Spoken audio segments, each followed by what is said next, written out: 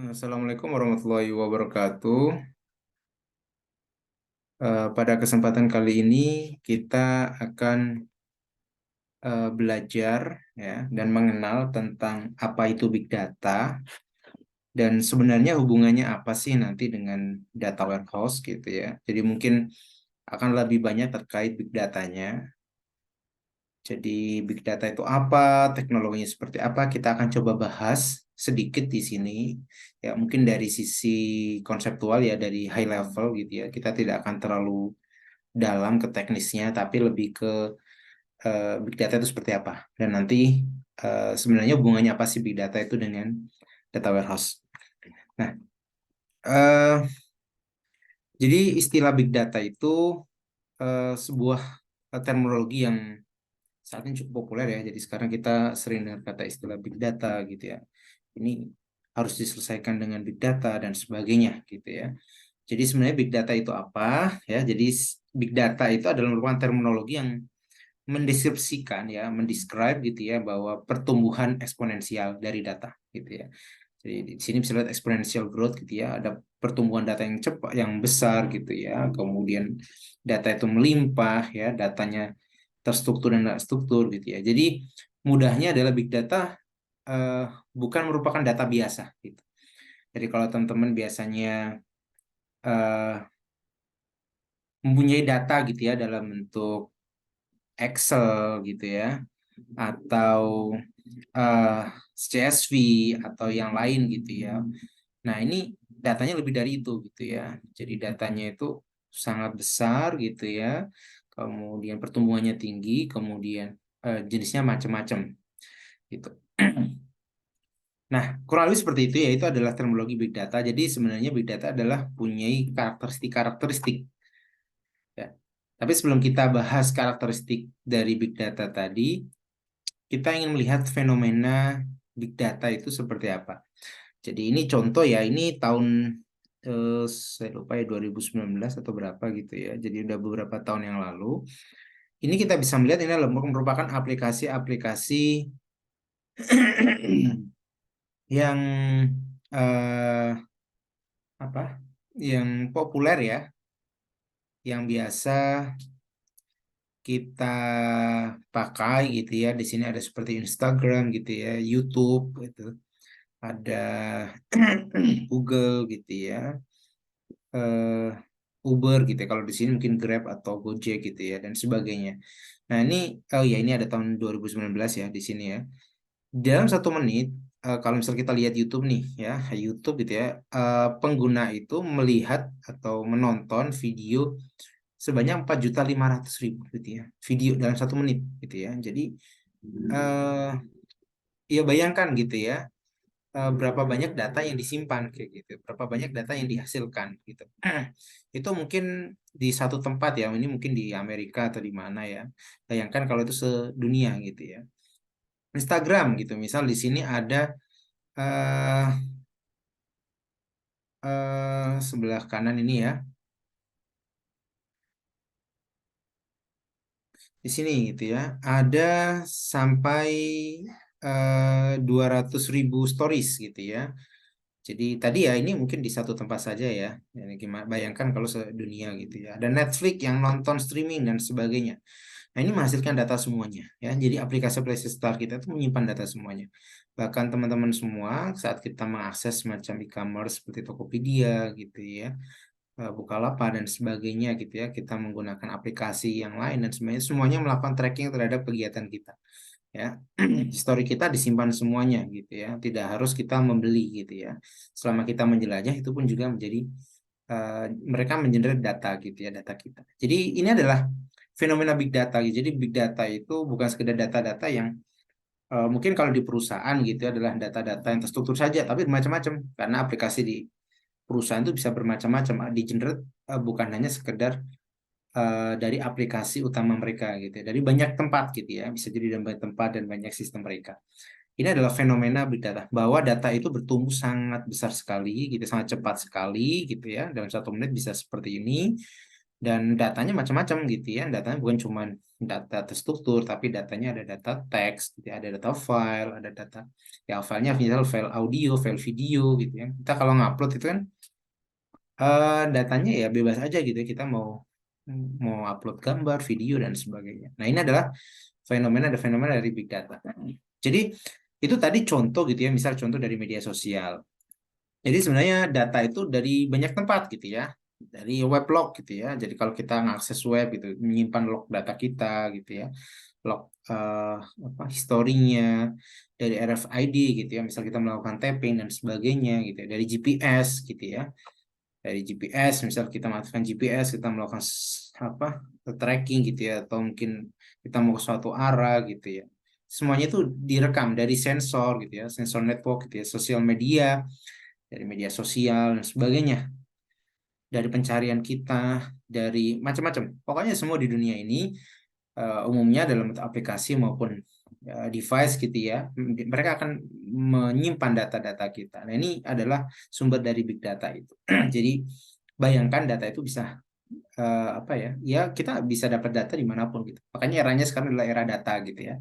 Data is the new oil gitu. Siapa yang punya data, ya dia punya ya kekuasaan gitu ya. Dia bisa mengetahui sebenarnya pola-pola apa yang sebenarnya terjadi. Nah, kita sebenarnya sudah juga pernah belajar ini ya. Jadi salah satu konsep dari bisnis intelijen gitu ya tadi melihat uh, uh, insight knowledge dari perusahaan tapi berbasis data. Nah, kalau kita mau big data, datanya lebih dari itu gitu ya. Datanya lebih kompleks lagi. Nah, seperti yang saya sampaikan tadi bahwa ada karakteristik gitu ya di mana data itu dianggap sebagai big data gitu. Jadi ini merupakan karakteristik yang populer gitu ya. Kita sebelumnya 3V gitu ya. V yang pertama itu volume gitu ya. Volume, variety dan velocity. Volume itu maksudnya datanya itu besar sekali gitu ya. Kalau teman-teman punya data misal di database relational database gitu ya, di MySQL database, Postgres dan sebagainya gitu ya, ya datanya segitu-gitu aja gitu ya. Misal ada sistem aplikasi apa gitu ya, pendaftaran atau macam-macam gitu ya, itu ya mungkin ukurannya nggak besar kayak gitu ya, standar gitu ya. Tapi kalau kita ngomong big data tadi besar sekali gitu ya. Kita bisa ngomong terabyte, petabyte, zettabyte dan sebagainya ya, banyak banget gitu ya, besar banget gitu ya. Kemudian ada variety-nya gitu ya, bahwa datanya tuh tadi macam-macam, nggak cuma data. Kalau teman-teman belajar database itu kan datanya terstruktur ya, relasional gitu ya, kolom apa table dan table saling terhubung kayak gitu. Kalau ini enggak gitu ya. Ini datanya bisa jadi terstruktur, bisa jadi nggak terstruktur ya. Ya tadi gambar, audio itu kan nggak terstruktur kan ya. Kemudian pertumbuhannya cepat atau velocity gitu ya, sebenarnya velocity. Jadi istilah namanya velocity. Jadi data itu kalau tadi kita lihat contoh fenomena big data itu dalam satu menit tadi gitu ya, berapa banyak datanya, besar sekali gitu ya. Jadi pertumbuhannya itu eksponensial. Jadi kalau misal data pada umumnya kalau digambarkan mungkin akan seperti ini ya sekilas gitu ya. Nah, ini jadi seiring berjalanan waktu gitu ya, waktu maka apa misalnya kita isukan n gitu ya, datanya itu kan semakin besar gitu ya, wajar ya, maksudnya semakin data apa semakin lama waktunya gitu ya. Misal kita menyimpan data 5 tahun dengan 10 tahun ya tentu akan lebih banyak 10 tahun. Jadi pertumbuhannya eh, ya linear gitu ya. Tapi kalau kita ngomong big data ya, pertumbuhannya velocity-nya itu tinggi gitu ya, seperti ini. Dalam waktu yang pendek gitu ya, dalam waktu yang pendek ya, pertumbuhan datanya sangat tinggi gitu ya, cukup tinggi ya. Jadi sebenarnya namanya velocity. Jadi ada volume, variety, sama velocity. Nah, ada lagi selain ini kita ada istilah namanya adalah V yang lain gitu ya. Veracity, ada variability, ada value, mungkin ada VV yang lain gitu ya. Tapi eh, karakteristik utama itu umumnya adalah tiga tadi ya. Ada namanya veracity gitu ya. Veracity itu eh, maksudnya data tadi itu belum tentu dapat dipercaya gitu ya. Ya kalau contohnya misal dari media sosial gitu ya, dari media sosial tuh bisa jadi datanya benar dan datanya hoax gitu ya. Kita nggak tahu ya, kita nggak bisa menjamin kebenarannya gitu ya. Beda dengan data misal data sistem gitu ya, sistem aplikasi, misal kayak kita melakukan pendaftaran di perkuliahan kayak itu, kemungkinan besar datanya valid gitu ya, bisa bisa dipercaya gitu. Bandingkan dengan data-data yang tadi, misal kita dapat dari FID, kita dapat dari GPS, dari sensor, itu bisa jadi melakukan kesalahan gitu ya. Nah, jadi ini namanya adalah veracity gitu ya. Jadi ada kita ngomong akurasi dari datanya, truthfulness-nya dan sebagainya. Nah, ada namanya variability. Variability itu sebenarnya penambahan dari velocity tadi, bahwa walaupun itu velocity tapi terkadang ada naik ada turun gitu ya. Misal kalau kita ambil data misal dari media sosial gitu ya, atau misal dari e-commerce gitu ya. eh, itu memang pertumbuhannya tinggi gitu, tapi terkadang ada yang sangat tinggi, ada yang tingginya biasa saja gitu. Jadi ada periodik kapan itu sangat tinggi atau biasa gitu. Ada puncaknya, ada turunnya ya. Kemudian yang pasti semua V tadi itu akan menghasilkan value gitu ya. Jadi kalau kita ngomong big data itu ya harusnya ada value-nya. Jadi kalau kita menyimpan data yang tadi yang besar, yang kompleks, yang pertumbuhannya cepat sebenarnya, tapi kalau kita nggak bisa dapatkan value ya sama saja gitu. Jadi sebenarnya tujuan utamanya adalah cari value tadi gitu ya. Nah, konsep BI juga sebenarnya seperti itu gitu. Kita punya data dari banyak sumber data, kemudian yang kita cari adalah apa? Knowledge gitu ya, value sebenarnya dari data yang banyak tadi kayak gitu. Tapi kalau kita ngomong big data tadi, datanya bukan cuma struktur, datanya nggak, pertumbuhannya nggak stabil dan sebagainya. Jadi banyak apa ya? eh kalau kita melihat datanya, data kalau kita ngomong big data, datanya kompleks gitu ya. Tapi sebenarnya tujuannya sama, nanti akan dipakai untuk salah satunya misal pengambilan keputusan lebih baik gitu ya, mencari pola dan sebagainya. Nah, kalau kita ngomong big data gitu, traditional data dan big data gitu ya, tadi sudah kita jelaskan bahwa eh ya kalau kita ngomong bicara tentang traditional data, data yang biasa gitu ya, pada umumnya ya umumnya bentuk structured gitu ya, structured gitu ya, terstruktur gitu ya. Mudahnya teman-teman bisa bayangkan kayak Excel gitu ya, ada kolom, ada baris gitu.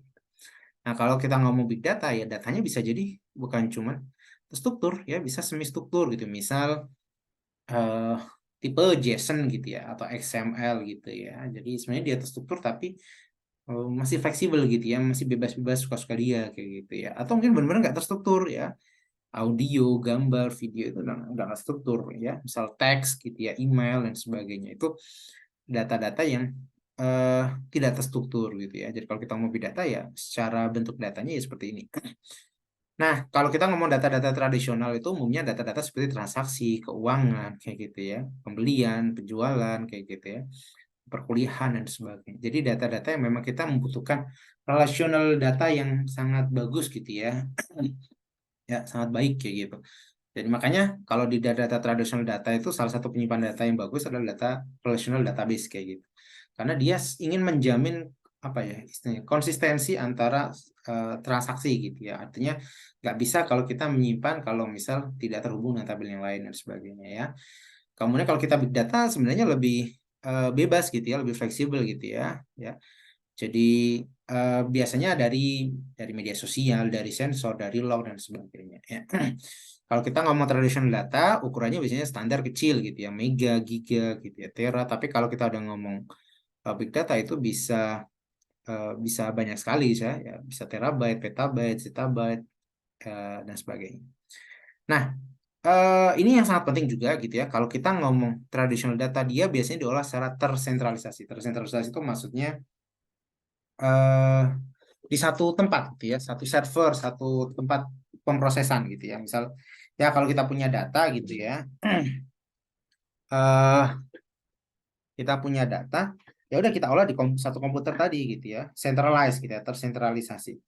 Tapi kalau kita ngomong big data itu terdistribusi. Terdistribusi itu maksudnya untuk mengolah file tadi, big data tadi, kita nggak bisa cuma menggunakan satu server, satu komputer kayak gitu. Dia harus terdistribusi, namanya distributed computing. Jadi kalau kita belajar big data umumnya adalah menggunakan distributed computing. Jadi kalau kita pakai data pada umumnya udah satu server aja, satu komputer aja. Tapi kalau di big data itu umumnya adalah distributed computing ya, distributed system. Jadi komputer-komputer yang saling terhubung. Ya, jadi ketika melakukan pemrosesan itu dikerjakan bareng-bareng gitu. Karena datanya besar tadi, kompleks dan sebagainya. Ya, bisa gitu. Dan kalau kita ngomong traditional data ya datanya mudah diolah. Tapi kalau big data susah gitu. Tadi karena kompleks dan sebagainya. Kalau mudah diolah nih ya kayak database relasional yang terstruktur gitu atau di Excel file gitu ya. Itu kan ya mudah aja ya kita melakukan query langsung bisa dapat ya. Kalau kita bentuknya tabular relasional ya kayak data warehouse gitu ya atau database pada umumnya ya tinggal query aja join kemudian select apa gitu ya. Nah, maka menggunakan database relasional itu udah cukup gitu ya, kayak MySQL database gitu ya, Postgre ya, relational database lah ya, relational database management system lah. Tapi kalau kita udah ngomong big data ini sudah sangat kompleks sekali ya. Kita perlu pendekatan yang berbeda gitu ya, karena ya susah gitu ya, banyak hal yang sudah kita bahas sebelumnya. Nah, sekarang hubungannya apa sih dengan big data, dengan data warehouse gitu ya. Jadi kalau data warehouse tadi itu kan kalau yang pernah kita belajar adalah ya database gitu yang biasanya digunakan untuk pengambilan keputusan ya, yang mana dia integrated ya, terintegrasi dari banyak sumber data yang bentuknya adalah terstruktur. Nah, sebenarnya big data tadi ya sebenarnya data gitu ya, tapi dia punya ciri khusus ya, datanya besar, datanya velocity-nya tinggi dan sebagainya. Jadi sebenarnya mudahnya adalah big data ini kalau kita lihat di sini ya big data itu ini tadi ini image gitu ya, audio, mesin log, teks dan sebagainya. Ini lebih ke arah data ya, tapi dia big gitu ya. Nah ini kan ERP, ini SCM, CRM itu kan ya data-data terstruktur umumnya ya. Nah biasanya kalau kita ngomong data warehouse ya udah ini kita langsung pakai. Tapi kalau kita eh, memang datanya itu suatu perusahaan itu atau ya lembaga atau yang lain gitu ya. Datanya itu kompleks dan sebagainya ya. Yang tadi ya ada karakteristik big data tadi ya kita bisa olah terlebih dahulu ya. Kita bisa olah kemudian di sini gitu ya. Ya kita olah kemudian kita bisa masukkan sebagai sumber data warehouse. Jadi merupakan sumber data source gitu ya. Jadi terkadang kita melakukan analisis itu bukan terkadang ya. Kalau kita melakukan analisis itu yang paling mudah lah menganalisis data-data yang bersih, yang terstruktur dan sebagainya. Jadi pada umumnya ya kita bisa manfaatkan data warehouse itu sebagai penyimpanan data yang sudah bersih gitu ya dari big data tadi gitu ya. Ya, bisa juga ya kita bisa baca dari big data tadi penyimpanan data emang dia misal sudah terstruktur atau apa gitu ya, sudah cukup bagus kita bisa langsung melakukan mining dan sebagainya ya. Ya. Jadi mudahnya adalah big data ini ya tetap sama seperti data pada umumnya adalah menjadi sumber data untuk ke data warehouse gitu ya. Jadi kalau kita gunakan untuk pengambilan keputusan gitu ya udah kita butuh data warehouse yang mana kita banyak banyak sumber data ini. Nah, misal sumber datanya tadi ada yang misal kita mau melakukan analisis ini nih apa itu namanya pasar dan sebagainya kita butuh data eksternal, data dari media sosial, data dari internet dan sebagainya. Nah, itu bisa kita olah terlebih dahulu dan itu menjadi sumber data dari bagi data warehouse yang ingin kita bangun. Ya, kurang lebih seperti itu ya. Oke. Nah, ada banyak kunci sukses, faktor ini ya, faktor sukses gitu ya untuk membangun big data analytic gitu ya. Jadi ada banyak ya sebenarnya, tapi ya mungkin beberapa adalah seperti ya jelas ya ada kebutuhan yang penting gitu ya, clear business need gitu ya. Jadi kalau kita nggak butuh ya buat apa kita nyimpen data yang bermacam-macam, ya, kompleks dan sebagainya. Apakah itu memang diperlukan sebagainya untuk kebutuhan bisnis. Jadi lihatnya dari bisnis need-nya dulu. Ya, misalnya kalau nggak butuh ya ngapain kita mau seperti itu ya. Ya ada ini ya kita butuh personal with ini advanced analytical skills gitu ya. Jadi ya kita butuh SDM ya yang mampu melakukan ngolah tadi gitu ya. Jadi kita tujuannya bukan cuma sekedar menyimpan datanya, tapi dia juga bisa melakukan proses analitik di sana gitu ya, memberikan knowledge dan sebagainya. Ada right tools gitu ya, right analytics tool gitu ya. Ada tools-tools yang memang cocok dan sebagainya. Ya kalau datanya tadi misal bermacam-macam kompleks ya kita pakai pendekatan yang bukan tradisional dan sebagainya ya, dan sebagainya. Saya kira ini teman-teman bisa melihat ya.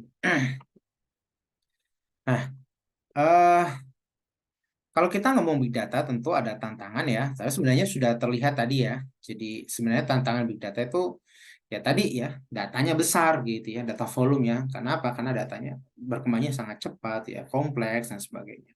Jadi gimana cara mengcapture, menyimpan itu susah gitu ya. Beda kalau kita punya data aplikasi gitu, web sederhana gitu ya, ataupun nggak sederhana juga nggak apa-apa. Tapi data yang dihasilkan tidak terlalu banyak, ya itu saya kira lebih mudah gitu ya dibanding dengan data yang volumenya besar, velocity-nya tinggi dan sebagainya. Permasalahan lain misal di integrasi datanya ya. Jadi kita punya banyak sumber data, sama seperti kita ingin bangun data warehouse itu kan banyak ini ya, kita harus melakukan integrasi data gitu ya. Integrated system gitu ya. Jadi data-data tadi bisa terintegrasi dan sebagainya, itu memang suatu challenge ya. Susah karena. Oke, setelah itu kita juga perlu melakukan pemrosesan ini ya, datanya tadi gitu ya. Jadi kita udah gabungin, udah integrasikan ya, kita butuh kemampuan untuk memproses secara cepat gitu ya. Jadi kalau data itu cuma disimpan ya buat apa gitu ya? Karena kita harus melakukan pemrosesan terlebih dahulu sehingga eh ya tadi sehingga bisa memberikan value dan knowledge bagi kita. Yang tadi ya, kalau datanya kecil sih aman gitu. Teman-teman bayangkan kalau saya punya 10 MB gitu ya. Saya punya file nih ya, 10 MB ya. 10 MB gitu ya. Saya ingin melihat transaksi penjualan per kota kayak gitu ya. Jadi kota ini revenue berapa gitu ya. Itu mudah aja gitu ya. Melakukan select aja nih, select gitu ya. Select apa? Misal sum income gitu ya dari tabel ini, group by berdasarkan city-nya kayak gitu ya. Ya, tapi kalau kita punya 100 gigabyte gitu ya, kita melakukan hal yang sama, itu beda gitu ya. Walaupun query-nya bisa jadi sama kayak gitu ya, tapi pemrosesannya itu lebih berat gitu. Bahkan bisa jadi nge-lag dulu ya laptopnya gitu ya, hang dan sebagainya. Padahal sebenarnya melakukan tugas sederhana. Tapi tadi datanya besar ya, jadi butuh kapasitas pemrosesan data yang besar juga gitu ya. Jadi melakukan hal yang sederhana itu berbeda gitu ya, karena memang kita butuh kapasitas dalam memproses data tadi. Ya, ada data governance-nya ya. Jadi bagaimana ya mengatur datanya, security-nya, privasinya dan sebagainya, itu isu semua ya. Ya, kemudian ada skill availability-nya ya. Tentu ada skill ya, ada kemampuan bagaimana mengolah tadi. Itu bukan sesuatu yang mudah gitu ya. Kemudian ada solution cost-nya. Jadi gimana terkait cost-nya, biayanya ya. Karena ini nggak murah gitu ya, mahal kayak gitu. Itu infrastruktur dan ya tadi ya, kemampuan ya, itu cost semua, uang semua ya. Jadi memang ada investasi di sana. Jadi sebenarnya banyak ya, ya banyak. Tapi ini mungkin sangat tadi ya beberapa yang mungkin banyak kita ya concern ya terkait tantangan di big data. Nah, kalau kita ngomong big data itu nggak lepas dari suatu istilah ini, terminologi ini namanya Hadoop gitu ya, Hadoop. Jadi ini sebenarnya istilah lama ya, udah eh, 1 atau 2 dekade yang lalu gitu ya. Jadi Hadoop itu apa? Hadoop itu adalah framework gitu ya, framework gitu ya, framework untuk menyimpan data, memproses data yang berukuran masif gitu ya, besar sekali ya, ya besar sekali dan distributed ya, dan distributed, terdistribusi tadi ya, dan dia bisa juga menyimpan unstructured data gitu ya. Jadi juga bisa seperti itu ya. Jadi Hadoop itu adalah framework big data gitu ya. Dia bisa nyimpen data yang ukuran yang besar, bermacam-macam, dan dia bisa mengolahnya secara terdistribusi. Tadi terdistribusi, kalau teman-teman masih ingat tadi di pembahasan awal, memproses data atau menyimpan data tadi bukan di satu eh, tempat atau bukan sentralis, tapi distribusi, dipecah-pecah, dipecah-pecah. Ya, kenapa dipecah-pecah? Itu mungkin ilustrasinya seperti ini ya. Kalau saya ngasih surat undangan gitu ya, eh, saya punya 1.000 undangan gitu, fisik gitu ya. Saya harus bagikan itu ke banyak tempat gitu ya. Itu butuh waktu yang lama gitu ya. Capek dan sebagainya ya. Bisa jadi belum ke deliver semua, saya udah KO kayak gitu. Beda kalau saya punya 10 teman gitu ya, 10 mahasiswa gitu. Udah bantu dong. Ini 100 100 100 dibagi kayak gitu ya. Untuk menyelesaikan hal yang sama. Nah, kurang lebih seperti itu ya, distributed gitu ya. Menyelesaikan satu permasalahan, menyimpan data, mengolah data gitu ya. Tapi dilakukan secara terdistribusi gitu. Nah, dalam Hadoop itu ada yang namanya adalah HDFS gitu ya, HDFS ya, atau HDFS dan MapReduce. HDFS itu adalah Hadoop Distributed File System ya. Jadi mudahnya adalah eh, apa ya, elemen di Hadoop yang bertujuan untuk mengelola penyimpanan data. Jadi kalau kita menyimpan data itu ada file system namanya HDFS ini ya. Jadi ya bayangkan kayak teman-teman punya laptop kayak gitu ya. Ya teman-teman naruh data di sana gitu. Ada file sistemnya kan, komputer itu kan ya. kemudian ada drive C, drive D, dan sebagainya. Ya, tujuannya seperti itu. Dia bisa menyimpan data apapun gitu ya. Data gambar, data image, data ya, ini data ya image ya, gambar ya, audio, video, dan sebagainya. Data teks, data Excel, data CSV, dan sebagainya. Ya, mudahnya seperti itu. Dia menyimpan data. Kalau MapReduce, dia berfungsi untuk memproses data. Jadi memproses data. Oke, kurang lebih seperti itu. Nah, di SDFS sendiri itu ada dua istilah yang teman-teman perlu paham. Ada namanya name node, ada namanya data node gitu ya, atau secondary node gitu ya. Oke, sorry. Ini seharusnya ada name node, ada data node ya. Name node itu adalah yang dia sebagai manajernya gitu ya. Dia misal kalau kita punya data seperti ini ya, kita punya data dan kita punya distributed tadi ya, sistem gitu ya. Nah, misal seperti ini. Nah, ini adalah name node-nya. Name node-nya itu sebagai manajernya gitu ya, mandornya gitu ya. Kalau ada data gitu ya. Oh, data ini nanti dipecah, ada yang di sini, ada yang di sini, ada yang di sini gitu ya. Oh, data ini harus diduplikat di tempat yang ini. Misal ada data yang di sini, dia harus diduplikat di sini dan sebagainya. Ini namanya adalah data node ya, manajernya. Nah, ini kemudian yang menyimpan datanya itu disebut namanya data node ya. Ya, ada name node, ada namanya data node. Ya, dalam HDFS ada dua istilah tadi. Nah, kurang lebih seperti ini ya istilahnya ya. Jadi kalau kita ilustrasinya ya, kalau kita punya name node di sini, saya punya file. Misal kita jadi kalau dalam Hadoop itu menyimpan data di istilahnya di blok-blok gitu ya. Misal satu blok itu isinya misal 128 MB gitu ya. Kemudian ketika kita punya data, ya kita bisa pecah-pecah. Oh, kita pecah-pecah nih 128, di sini juga ada 128, di sini ada sisanya 44 MB gitu ya. Atau dibagi rata juga bisa gitu ya, tergantung dari config-nya gitu ya. Kemudian dia juga bisa diduplikat di tempat yang lain, di data node yang lain. Jadi ini komputer semua ya, komputer yang saling terhubung. Oh, ada yang di backup ada yang diduplikat di sini, ada yang diduplikat di sini kayak gitu. Jadi distributed gitu ya, distributed ya. Kenapa diduplikat ya? Karena ketika misal suatu saat ini terjadi kegagalan atau error atau rusak atau datanya masih tersimpan di yang lain, ya replicate gitu ya. Nah, jadi kurang lebih seperti ini ya. Kita tidak akan terlalu dalam di SDFS ini, tapi kurang lebih menyimpan datanya adalah menyimpan data secara terdistribusi. Jadi jangan bayangkan kayak kita menyimpan satu file di dalam satu komputer ya. Tapi saat kita kalau kita bicara implementasi Hadoop ini seakan-akan kita mengakses di satu komputer padahal dia menyimpannya atau memprosesnya itu di banyak komputer yang saling terhubung. Oke. Nah, kemudian yang kedua ada istilah namanya MapReduce. Ya, MapReduce itu seperti tadi ya, dia adalah framework untuk memproses data ya yang terdistribusi ya. Jadi memproses datanya bukan kayak di satu komputer untuk ngerjain ini gitu. Tapi kalau kita menyimpan data tadi di SDFS teman-teman, ya tadi ya misalnya ini contoh ya. Ini contoh, ini saya punya 4 komputer ya, saling terhubung. Ini tadi namanya name node, ini namanya data node ya. Nah, ketika data tadi disimpan di masing-masing titik gitu ya, dipecah-pecah atau di satu tempat tapi yang dipecah dalam blok tadi gitu ya. Nah, tugas untuk memproses data tadi ya, misal saya ingin memproses tadi ya, ini data-data transaksi gitu ya.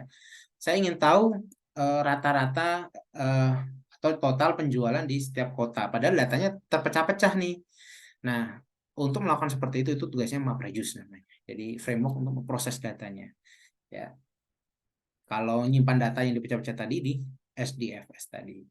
Ya, jadi map itu ya tujuannya mendistribusikan ya di ini gitu ya. Proses pemrosesannya itu didistribusikan dan reduce dikembalikan lagi. Gitu ya, istilahnya namanya map reduce.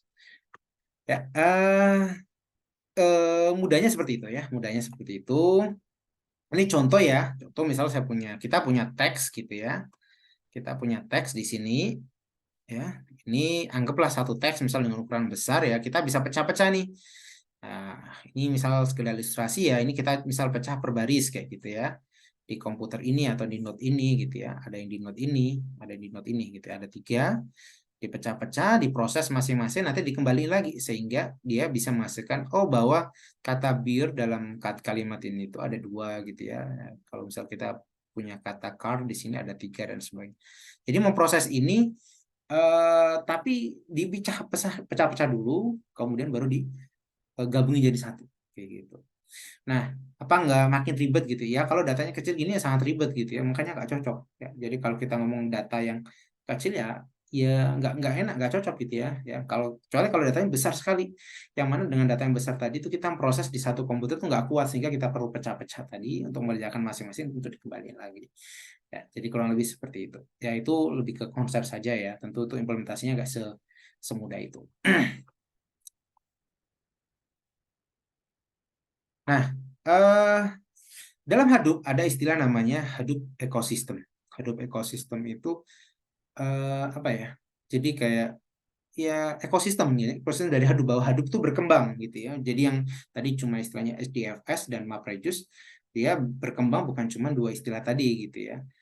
Eh, Macam-macam banyak istilah, ada namanya HBase gitu ya. HBase itu database yang dibangun di atas HDFS tadi ya, tapi dia bentuknya adalah NoSQL database, NoSQL atau NoSQL gitu ya, mungkin kita sering ngomong seperti itu. NoSQL database ini apa, kita akan bahas nanti sekilas.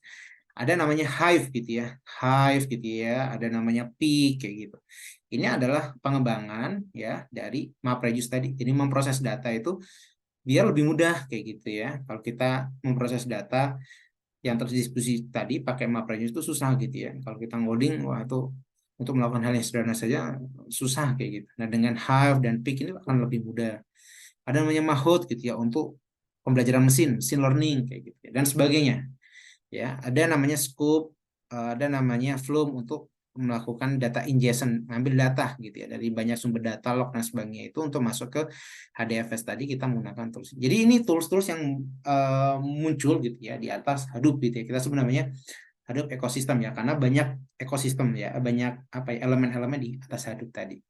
Kita akan bahas sebentar ya. Hive gitu ya. Pertama kita bicara Hive gitu ya.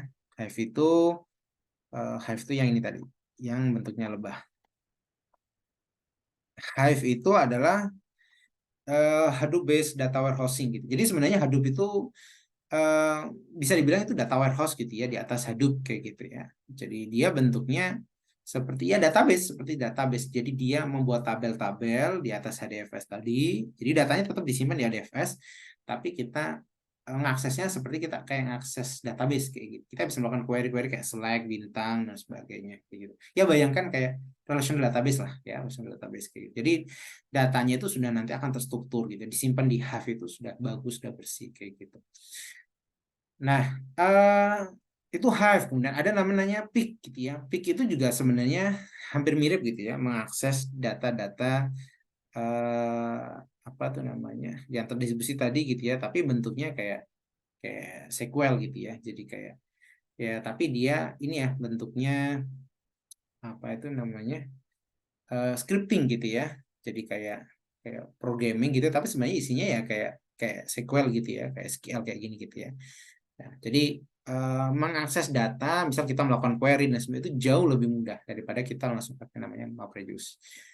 Ada namanya H-base gitu ya. H-base itu non-relational database ya, non-relational. Jadi kalau kalau biasanya kita belajar kan namanya relational database kan ya, seperti data warehouse itu kan relational database. Nah ini database-nya nggak relasional gitu ya, atau mungkin lebih dari itu gitu ya. Ya karena penyimpanan data itu ada yang relasional, ada yang enggak gitu ya. Jadi HBase itu adalah salah satu bentuk NoSQL database. Nanti kita akan angkat sedikit.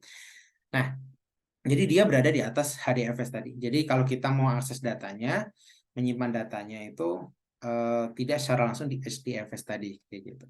Ya ini mungkin teman-teman mungkin cukup pahami saja konsepnya, tapi mengimplementasinya memang ya butuh eksplorasi lebih lanjut. Ada namanya Flume gitu ya. Flume itu ini ya open source data ingestion and distribution system gitu ya. Jadi ingest data, ngambil data gitu. Jadi kalau kita mau ngambil data secara real time gitu ya dari media sosial gitu ya atau dari yang lain, kita pakai tools namanya Flume gitu ya. Kalau dia ngambil dari database biasanya namanya Scoop gitu ya. Scoop ada Flume sebagainya. Ada OZ gitu ya. OZ itu workflow gitu ya. Workflow itu kayak melakukan scheduling gitu ya.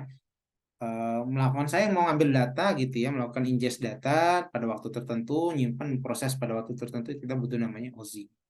Ya, ada namanya Ambari. Ambari itu kayak web base gitu ya dari Hadoop ecosystem tadi. Jadi sudah kayak aplikasi yang jadi satu kayak gitu. Integrated application di sana ada interface-nya. Ya, kita tinggal klik-klik-klik, nah, itu Ambari ya.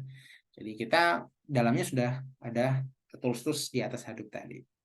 Ya, dan yang lain-lain ya. Ada juga tadi Mahout gitu ya untuk machine learning kayak gitu ya. Ada scoop yang tadi kalau kita ngambil data, ingest data, ngambil data dan dimasukkan ke dalam HDFS, HDFS ya tadi ya.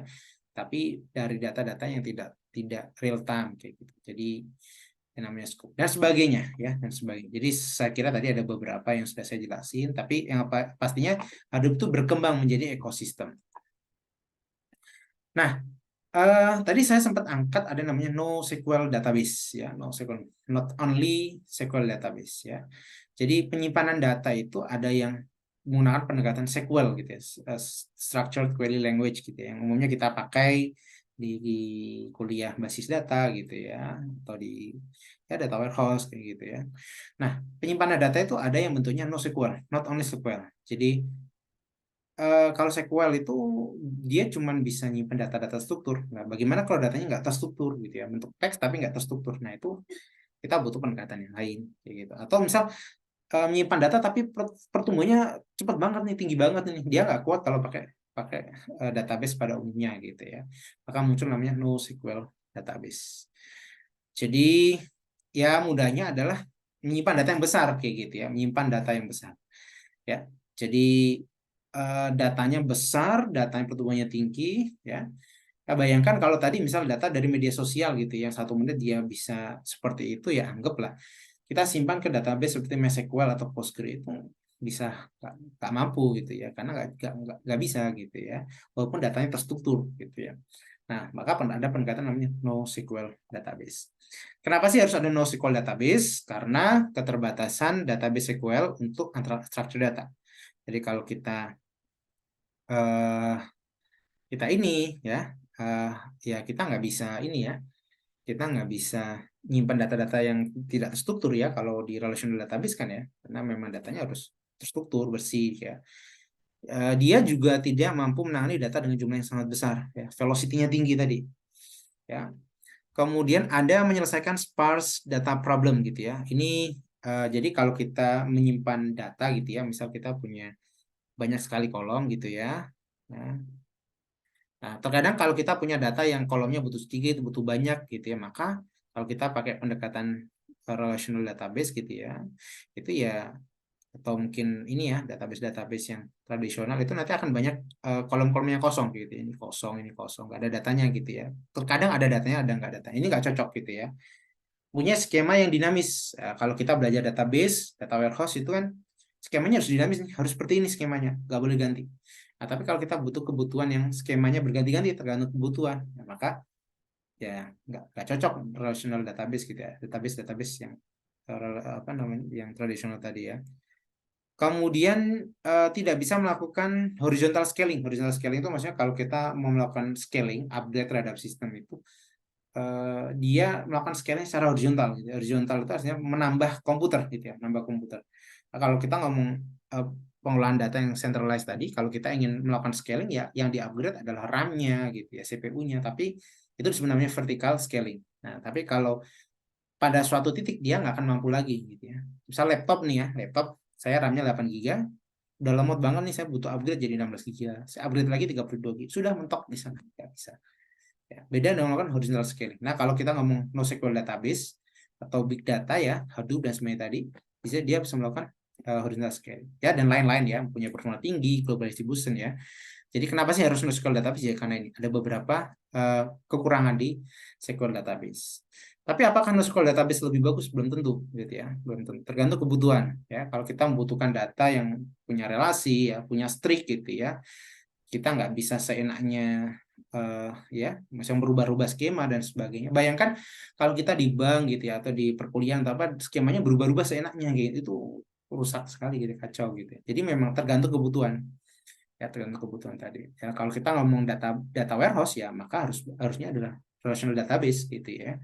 Ya, database yang punya strict terhadap aturan-aturan tadi. Tapi saat kita mengolah big data tadi, ya kita bisa simpan itu ke dalam NoSQL database yang itu kita gunakan sebagai input atau data source dari data warehouse. Ya. Nah, ada banyak jenis dari NoSQL database. Ada namanya key value pair database, ada dokumen, ada columnar, ada graph, ada search, ada spasial, dan sebagainya. Nah, ini contohnya ya, ini contohnya sekilas. Jadi ada kolom oriented ini ya, artinya kalau kita punya menyimpan data yang kolomnya banyak sekali gitu ya, dan ingin melakukan pemrosesan secara kolom gitu ya. Misal kadang kita lebih butuh, misal kita punya 100 kolom, tapi kita lebih butuh ke 2-3 kolom yang sering kita query ya, maka cocok menggunakan kolom family tadi, kolom oriented gitu ya. Datanya terstruktur kayak gitu. Atau graph gitu ya. Graph itu ya misal kita menyimpan data yang bentuknya relasi gitu ya, misal relasi media sosial gitu ya, siapa sih melakukan yang influencer yang paling banyak dan sebagainya, siapa sih yang nge-tweet gitu ya, kemudian di retweet siapa yang dan sebagainya. Jadi itu contohnya adalah graph gitu ya, menyimpan data yang bentuknya graph. Jadi ada data namanya NoSQL graph database kayak gitu. Ada menyimpan dokumen itu data yang apa tuh namanya, datanya itu seperti dokumen gitu ya. Jadi tadi kolomnya bisa macam-macam, fleksibel gitu. Terkadang saya cuma menyimpan 3 kolom, terkadang saya menyimpan 10 kolom kayak gitu. Dokumen database. Ada yang key value, dia hanya menyimpan key dan value-nya saja. Ada yang search database ya. Search database itu kayak kita memang gunakan untuk menyimpan data yang digunakan untuk pencarian ya, misalnya ya semacam di Google gitu ya, atau di Tokopedia, di sebagainya, itu melakukan search. Tapi ya dia, kalau kita ngomong eh, apa ya, Jawa Barat dengan Jabar, dengan provinsi Jabar itu bukan sesuatu yang berbeda tapi hal yang sama. Nah, itu kita bisa optimalkan itu dengan search database. Ya. Nah, mungkin ini sedikit contoh dari masing-masing ini ya, masing-masing eh,